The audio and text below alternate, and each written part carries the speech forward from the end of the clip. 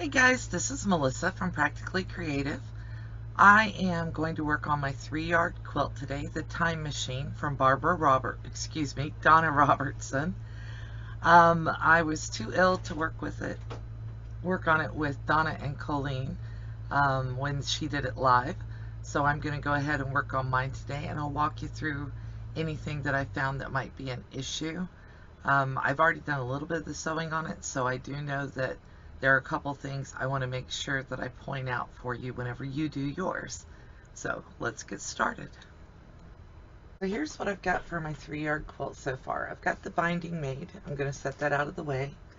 I have cut all of the pieces and squared up all of my half square triangles. And I laid them out on the design board the same way that Donna did, but I realized that all of these are the same.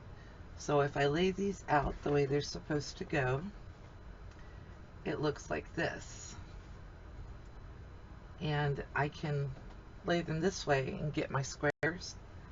So I'm going to go ahead and put these together. And I've got all my blocks put together. I'm not pressing them because when I go to sew them together, I want to nest the seams. So I'm just laying these down here. And then we're going to go over to the sewing machine, and I'll show you how to put the blocks together.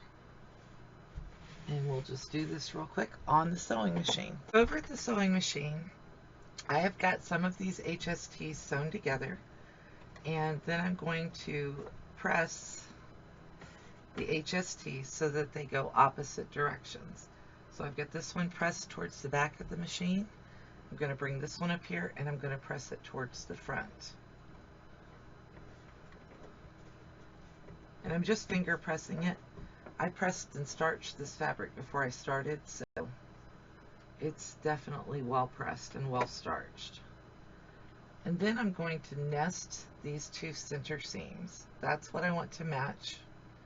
I'm not as worried about these edges matching, although if you've squared them up right, they should all match perfectly.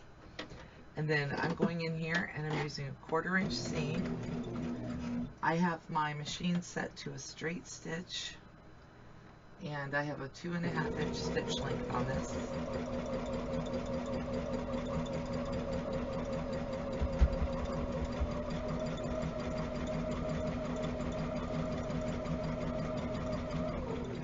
Now what I've been doing is I'm chain piecing things together. So when I put my HSTs together, I just make sure everything lines up. I'm making sure that those two seams are together. And I pressed mine the same direction. Probably would have been a good idea to press them different directions, but I didn't think about that. And it doesn't seem to affect the block. So I'll show you that one more time. I picked them up so that the two darker fabrics are in the center. And then I'm going to put it together. And I'm sewing so that my seams are sewn down. Just want to match everything up really well. And then do your HST.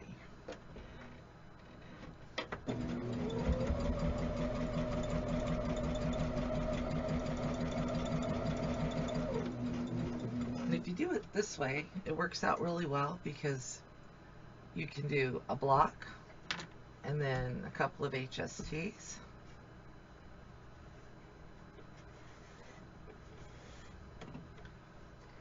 And there's my block. That's the hourglass block for this quilt. Now I'm not worried about matching fabrics on these. These are little notions that just flit around, so that's all I'm worrying about there. And then again, I'm going to do another one of the hourglasses. I'm going to press one seam so it goes one direction, and then the seam on the other half so it goes the other direction. So when I lay it down, I'm just finger pressing it. This is a straight edge, so I could push on that. If I was doing these, I would use the iron because I don't want to accidentally stretch that seam. That's cut on the bias. Nest my seams, put it together.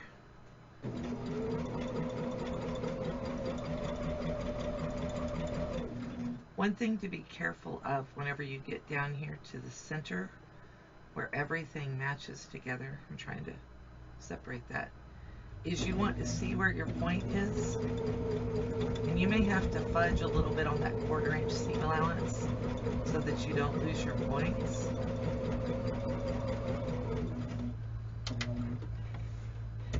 Honestly, nobody's going to see it from far away, but I don't like to lose my points if I can help it. So let's take these two out of here.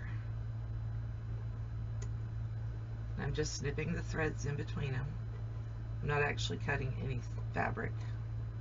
There we go. That goes there.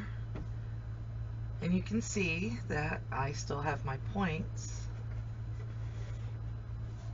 because I stayed away from that edge. So I still got my points in there, and it looks really good.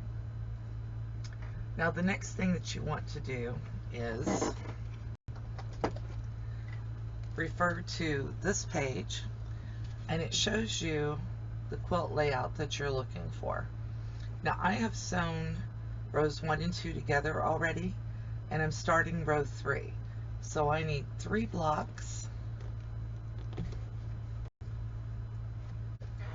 So I need, to make this row, I need 3 of my blocks that are created already, and I need 2 of my focus fabric.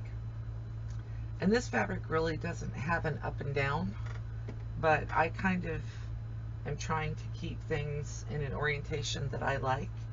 And so if I'm going to look at this block and the first thing I'm going to see is that man, then I'm going to make him stand up.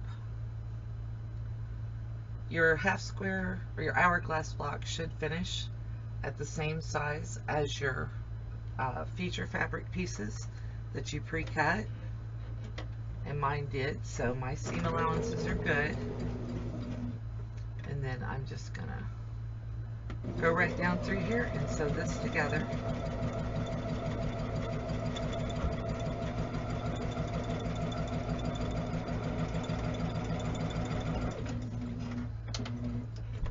If you're more organized than me, you may be able to lay it all out and sew 2 rows together at once. I get confused if I do that, so I'm doing this the Melissa way. So that's my first block up and down, like the book calls for. My next block needs to be up and down, and it's going to go right here. And I'm just working from left to right, adding each block as I go.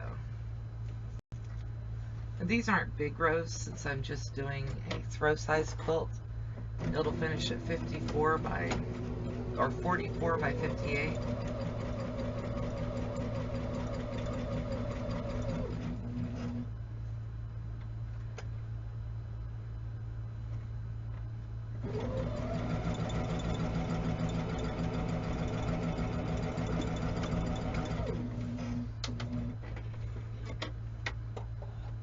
I am doing a back stitch at the beginning and end of these blocks because I don't want them to separate if I hang them on my design wall while I make the next row. Once again, up and down. This is face up. I'm gonna look at this one, same guy. I want it standing up, so I'm gonna attach it here.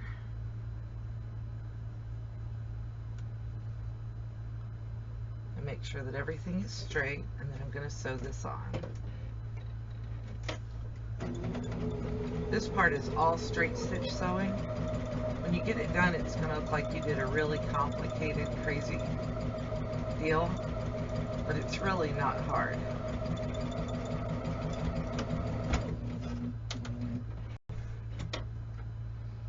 It just looks complicated, which is the beauty of these patterns. They make you look like you're a wild and crazy great piecing person when what you really did was cut and followed directions. I like the 3-yard quilt patterns just because of that. And here we go. Let's start this one. I'm going to make sure that everything is straight. And you'll notice that if my seam is already ironed down a specific direction, then I'm going to make sure it lays down in that same direction. That makes for less lumps and bumps whenever I go to put it together, or when I go to free machine quilt this. Okay, so that is the row put together.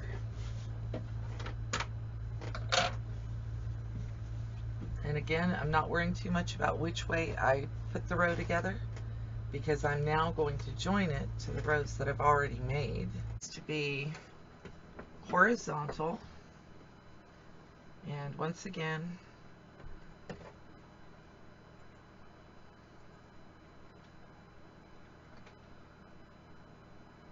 if you've done this correctly, everything will line up and it will be the same size.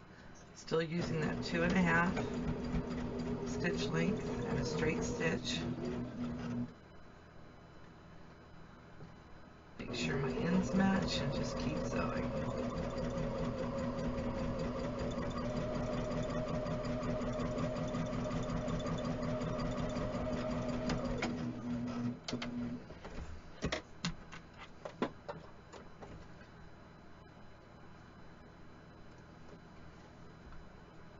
And I'm trimming my threads as I go because I don't want to have them caught in my seams.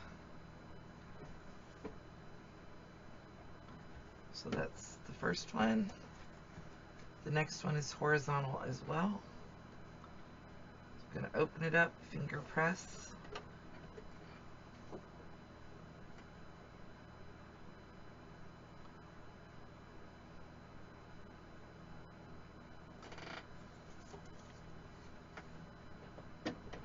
The direction that the hourglasses go is a big deal, so make sure you pay attention to that.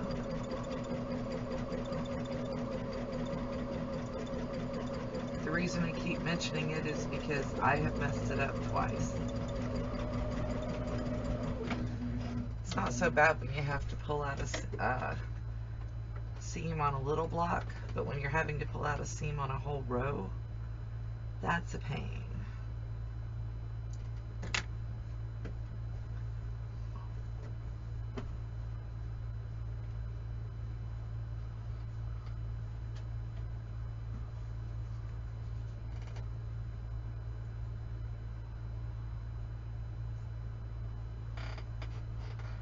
One thing to remember is if one of your pieces is slightly bigger than the other, put the bigger piece on the bottom when you sew your seam. Your feed dogs will pull a little more on the bottom than on the top, so it will straighten that out and make everything match up just a bit better. Learned that trick from Jenny Doan at Missouri Star Quilt Company.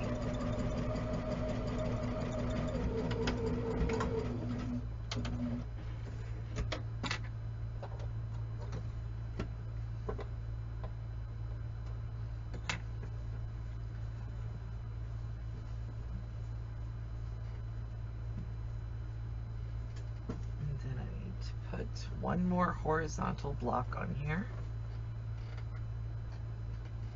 And you'll notice I'm just finger pressing. The reason I'm just finger pressing is everything on here is starched within 1/4 inch of its life. So I'm not concerned that something is going to wrinkle or roll.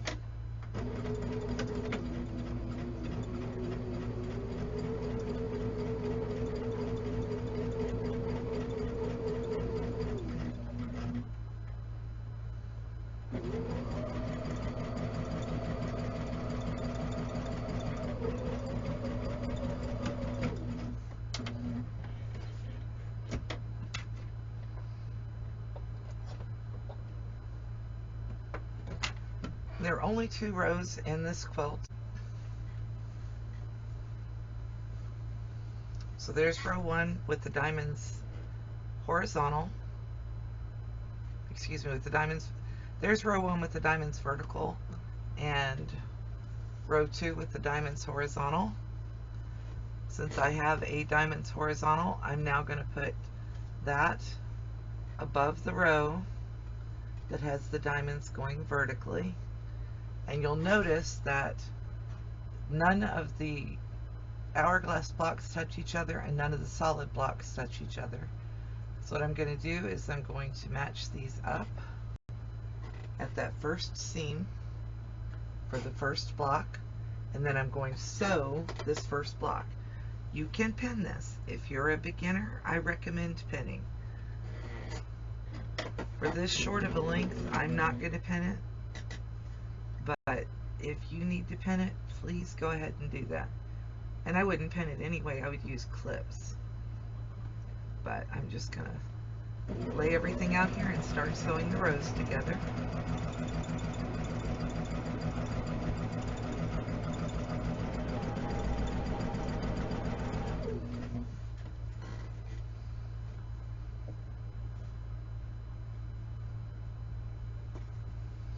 When I finish one block, I'm just going to go to the next one and match it up.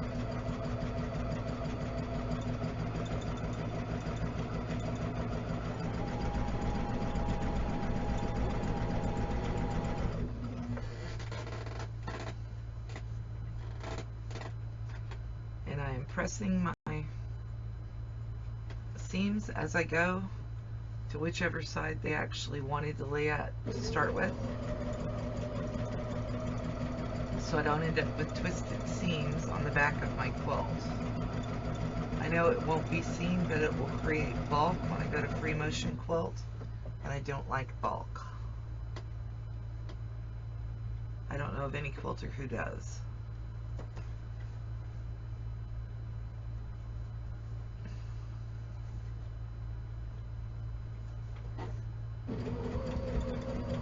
And I'm just making sure that everything lays flat underneath my needle so that I don't end up with wrinkles or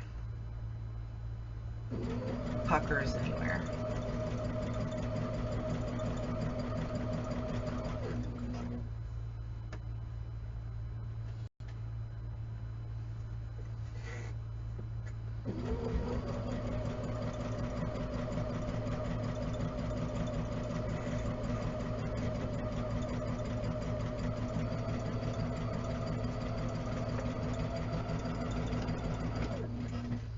Couple of back stitches.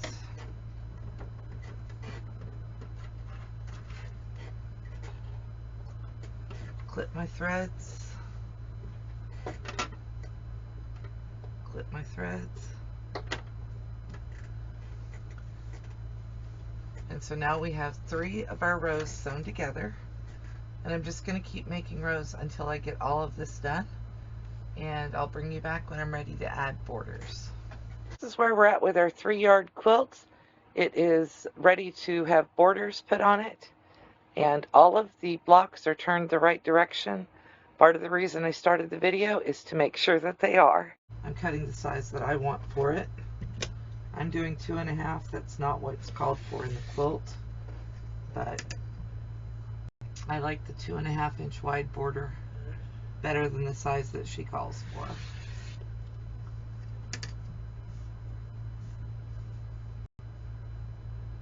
And I may have made a miscut somewhere along the line. That means I need to do slightly skinnier borders.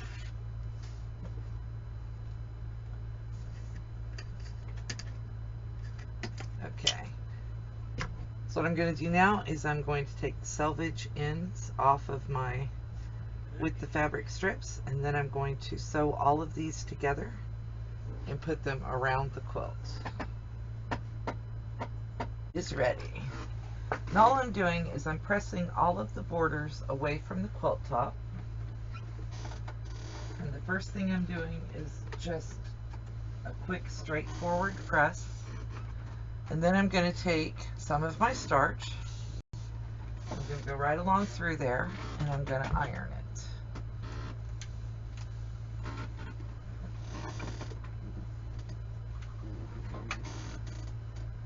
I've been cutting and removing threads as I go, but I still have threads. I am going to give the iron, I'm going to give a quick iron to the top, but it doesn't need starch, it just needs a press because I've been handling it. And then I'm going to turn the quilt top so that I can go to the next border.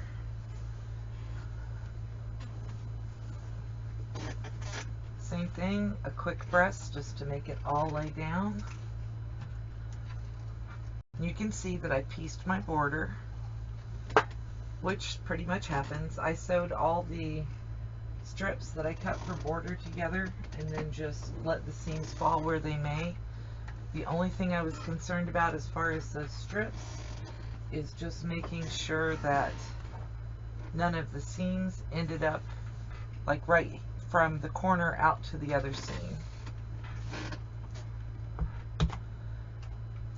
A little bit of starch, give it another quick press. This fabric is busy enough that it looks like I matched it up even when I didn't.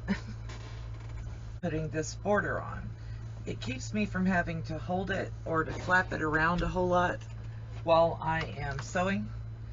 It keeps me from having to hold it or flap it around a whole lot while I'm sewing, so I don't have to have this weight on my shoulder. So let me show you how I do this. I'm going to move the ironing board right up to the sewing machine, and I've got it set so it's just above the edge of my counter here. I have it set so the ironing board is just above the edge of my counter, and that means that the ironing board isn't going to shake and wiggle on me.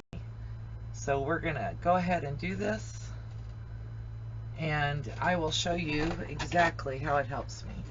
Now here's my border, and I'm going to start on the side that's closest to me because that's easy.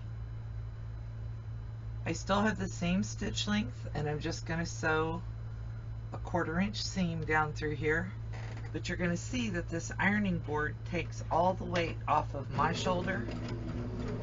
Once again, I'm back stitching a little bit at the beginning, and I could use my counter over here, but the ironing board, since the quilt top is already laid over it, just makes it really easy to keep everything flat and straight. And I can move things around as I want to move them around. And I don't have to worry about the weight of it falling to the floor.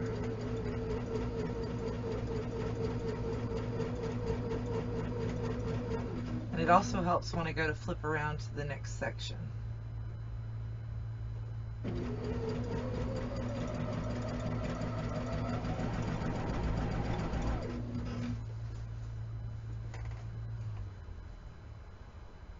Since my shoulders are where my arthritis pain lands, it's helpful to me.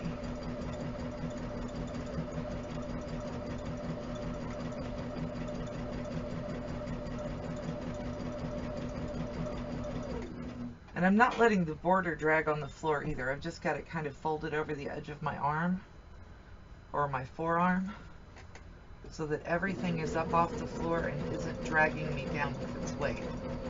It doesn't weigh a whole lot, but believe me, after you work in your sewing room for hours during the day, it's helpful to know a few little tricks to help ease some of the stress that you might get.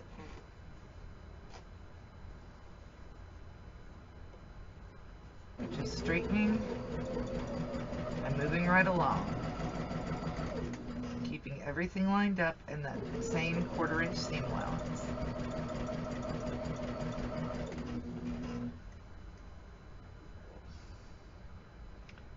This tip might be helpful also for people who have back pain or neck strain, because the way I'm sitting here, it lets me keep my neck more upright.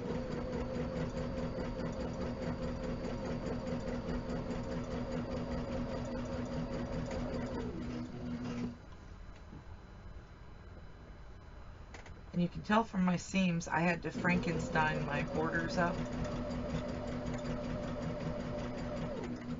I couldn't quite get 10 of the strips out of this,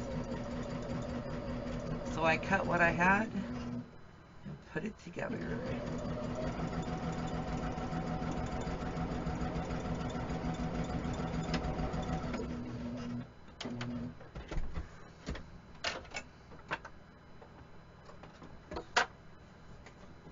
And then I move it all back over to the ironing board. I can lay my piece down here.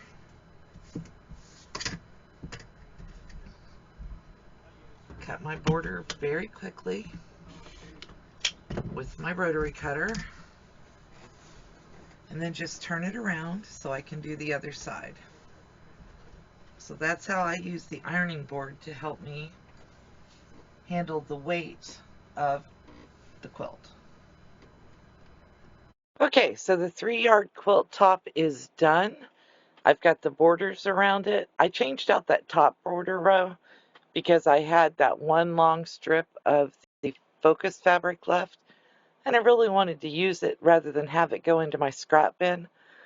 I think it looks really good on there. I think that my fabric choices came together really well. This will probably be a charity quilt. I don't know. I may put it into my sewing room as my cover quilt because I like covering up with a quilt sometimes when I'm in here. With our air conditioning, it gets really cold in this room. So I may keep it for